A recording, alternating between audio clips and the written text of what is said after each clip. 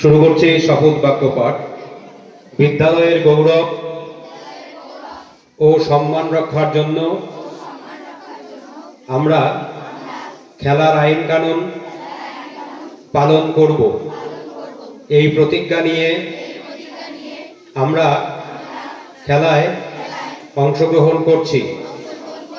আমরা আরও প্রতিজ্ঞা করছি এই প্রতিযোগিতার মহান ঐতিহ্য বজায় রাখার জন্য আমরা খেলোয়াড় সুলভ মনোভাব নিয়ে প্রতিযোগিতায় অংশগ্রহণ করব। শেষ হলো শপথ বাক্য পাঠ। তোমরা তোমাদের হাত নামিয়ে নাও। এবারে সুশৃঙ্খলভাবে মাঠ থেকে তোমাদের বেরিয়ে আসতে হবে। আমি সম্মানীয় অতিথিদের বলবো আসন গ্রহণ করবার জন্য।